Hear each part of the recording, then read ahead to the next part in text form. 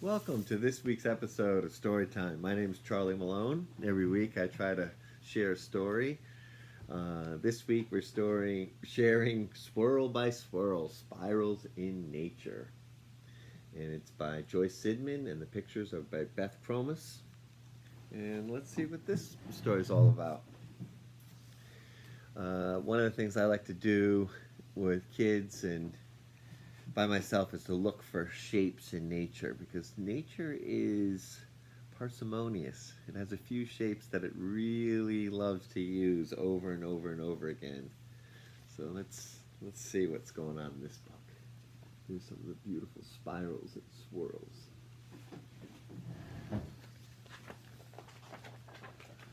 Swirl by swirl, spirals in nature.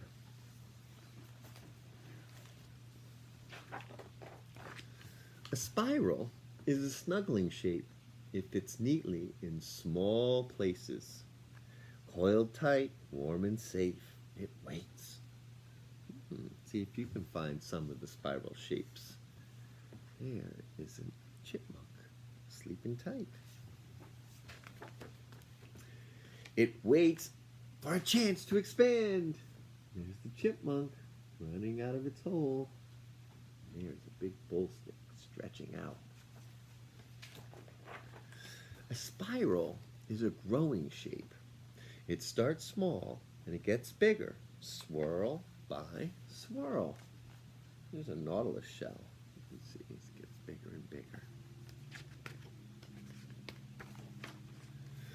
It unwraps itself one soft curl at a time. These are fiddleheads that are the sort of young plant of an adult fern. And the fiddleheads are growing right now, and they're very tasty and good to eat. But remember, don't eat anything unless a grown-up who knows what they're talking about says that it's okay to eat it. A spiral is a strong shape. Its outer curves protect what's inside. Oh, there's a hedgehog and its soft furry belly. But there's the hedgehog all spiraled up. The fox can't get at it. It knows how to defend itself. Whew. Oh, look at those spirals, those rams crashing into each other with their spiral horns. A spiral reaches out too, exploring the world. It winds around and around. Ooh, here's a big octopus. And clings tight, grasping what it needs. It never has trouble holding on. Can you find some spirals holding on to things in this picture?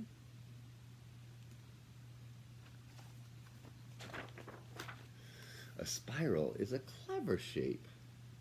See what some of the things that spirals do in this picture.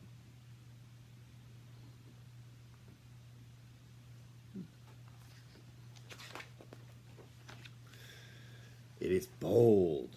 Ooh, there are the waves crashing, turning over themselves. I bet you can find the spirals in this picture. And beautiful. Lots of flowers have spirals. Hold the petals together. Here are some of the tendrils of the plants, and you can see how they're spiraled. The spiral moves. It swirls through water, gathering bubbles.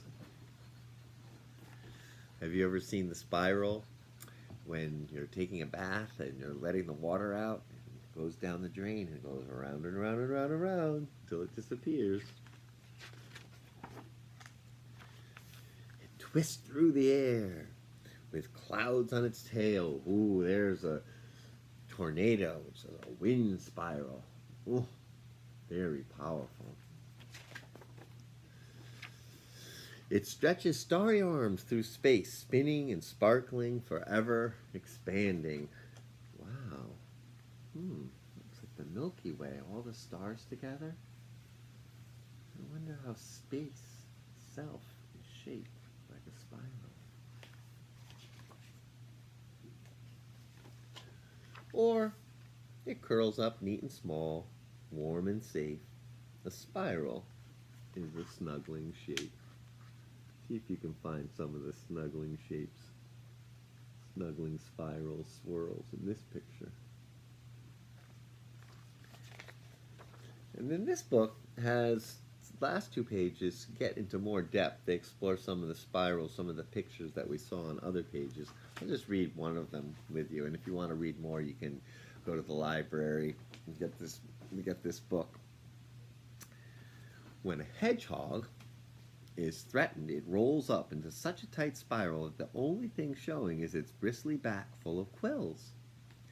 Millipedes use the same trick. They roll into an armored ball. Not only is their shell hard to crack, but a rolled up millipede is harder to swallow than a long, thin one. Millipedes are easy to find. If you go look outside and you find some rocks or maybe some old logs, and they're tinier. They have legs, and they have lots of little legs, and they're tinier than centipedes, and they have a really hard back when they spiral up. Well, I hope you enjoyed the story for this time, and maybe sometime I will share my hedgehog Cleo with all of you. But until next time, see you outside.